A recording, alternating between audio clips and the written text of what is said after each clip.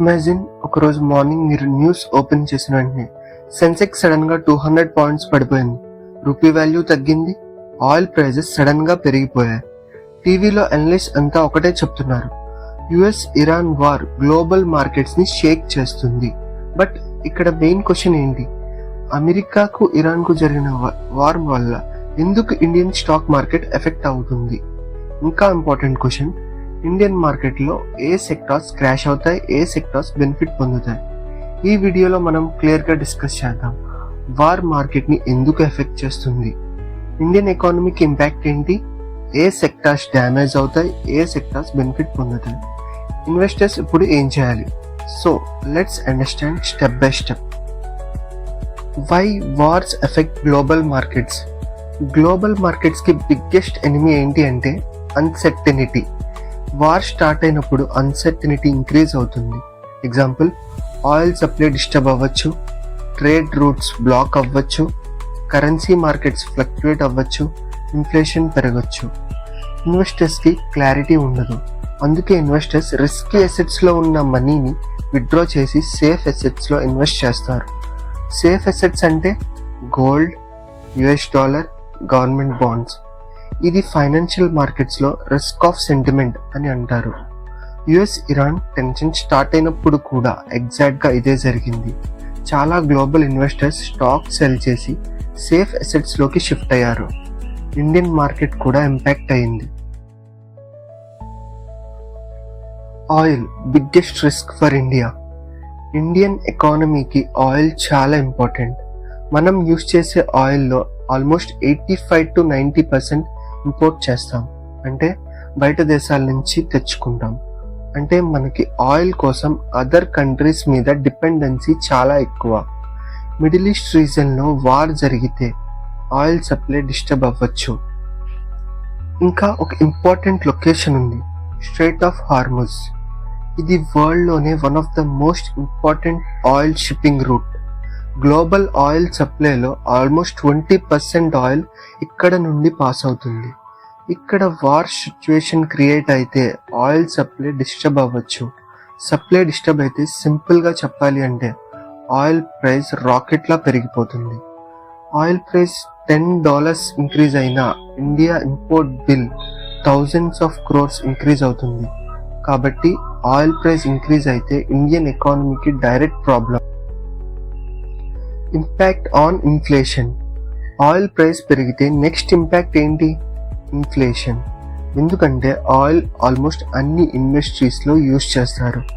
Oil price పెరిగితే automatic గా petrol price పెరుగుతుంది, డీజిల్ ప్రైస్ పెరుగుతాయి, ట్రాన్స్పోర్ట్ కాస్ట్ పెరుగుతుంది, మ్యానుఫ్యాక్చరింగ్ కాస్ట్ కూడా పెరుగుతుంది. ఎగ్జాంపుల్, ట్రక్ ట్రాన్స్పోర్ట్ కాస్ట్ పెరిగితే ఆటోమేటిక్ గా ఫుడ్ ప్రైస్ కూడా పెరిగిపోతాయి, ఫ్లైట్ టికెట్ ప్రైజెస్ కూడా పెరుగుతాయి, మ్యానుఫ్యాక్చరింగ్ కంపెనీస్ ప్రొడక్షన్ కాస్ట్ పెరిగిపోతుంది, ఫైనల్ గా కన్జ్యూమర్ కి దొరికే ప్రొడక్ట్స్ ఎక్స్పెన్సివ్ గా మారుతాయి. సో ఆయిల్ షాక్ ఇన్ఫ్లేషన్ ని ఇంక్రీజ్ చేస్తుంది. Impact on rupee and economy. Oil import కోసం ఇండియాకి డాలర్స్ కావాలి. ఆయిల్ ప్రైస్ పెరిగితే ఇండియా ఎక్కువ డాలర్స్ ఖర్చు పెట్టాలి. డిమాండ్ ఫర్ డాలర్స్ పెరిగితే రూపీ వాల్యూ తగ్గిపోతుంది. రూపీ వీక్ అయితే ఇంపోర్ట్స్ ఎక్స్పెన్సివ్ గా మారుతాయి, ఇన్ఫ్లేషన్ ఇంకా పెరిగిపోతుంది. రూపీ వీక్ అయి ఇన్ఫ్లేషన్ పెరిగితే ఆటోమేటిక్ గా మార్కెట్స్ అన్స్టేబుల్ గా ఉంటాయి. Sectors that may suffer.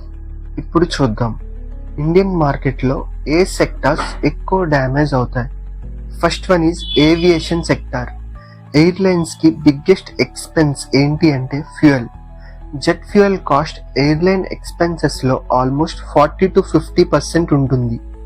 Oil price increase అయితే ఎయిర్లైన్స్ కి ప్రాఫిట్ తగ్గిపోతాయి. టికెట్ ప్రైజెస్ ఇంక్రీజ్ చేయాలి. టికెట్ ప్రైస్ ఇంక్రీజ్ అయితే ప్యాసింజర్స్ తగ్గిపోతారు. కాబట్టి aviation stocks usually oil shock టైంలో ప్రెజర్ లో ఉంటాయి. Next sector is paint and chemical companies. Paint ఇండస్ట్రీలో చాలా రా మెటీరియల్స్ ఆయిల్ నుంచి తయారు చేస్తారు. Example, naphtha, benzene, propylene. Oil price increase అయితే రా మెటీరియల్ కాస్ట్ పెరిగిపోతుంది, మార్జిన్స్ డిక్రీజ్ అవుతాయి. కాబట్టి పెయింట్ అండ్ కెమికల్ కంపెనీస్ కి ప్రాబ్లం అవుతుంది. Next one is FMCG sector. FMCG companies కూడా ఆయిల్ ఇండైరెక్ట్ ఇంపాక్ట్ ఉంటుంది. Because packaging cost, transportation cost, logistic cost అన్నీ increase అవుతాయి. కంపెనీస్ ప్రైస్ ఇంక్రీజ్ చేస్తే కస్టమర్స్ డిమాండ్ తగ్గిపోవచ్చు. Final one is logistics sector. Transport కంపెనీస్కి diesel cost biggest expense.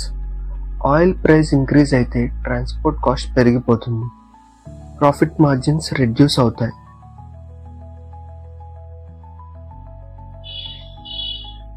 War అంటే అన్ని సెక్టార్స్కి damage అని కాదు, కొన్ని సెక్టార్స్ బెనిఫిట్ కూడా అవ్వచ్చు.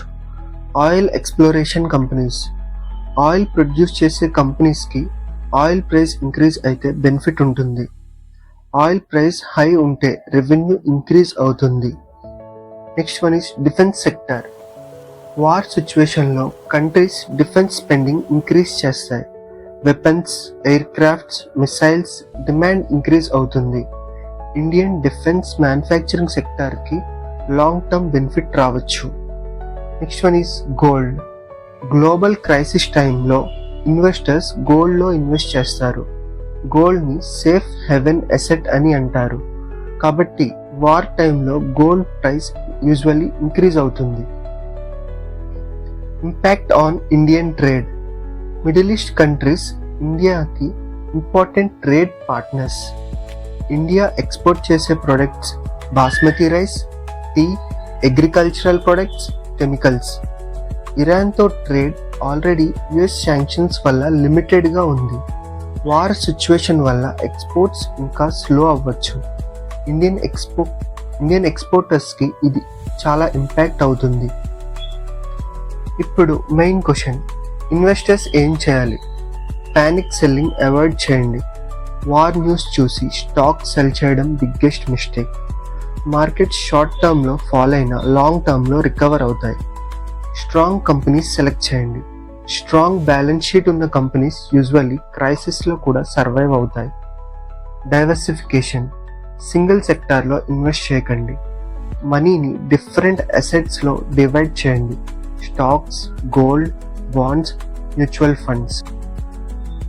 Long term thinking. Most geopolitical crisis temporary volatility create చేస్తాయి. లాంగ్ టర్మ్ ఇన్వెస్టర్స్కి సమ్టైమ్స్ ఆపర్చునిటీస్ కూడా క్రియేట్ చేస్తాయి.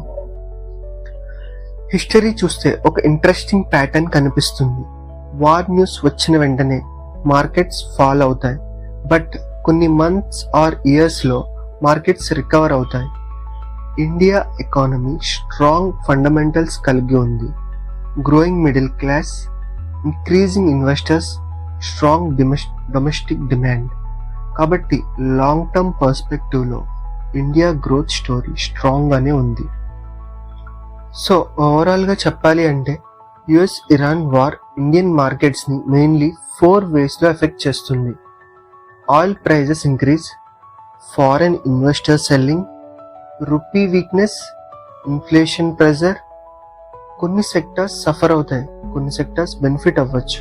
బట్ స్మార్ట్ ఇన్వెస్టర్స్ వాలటాలిటీని ఆపర్చునిటీగా చూస్తారు.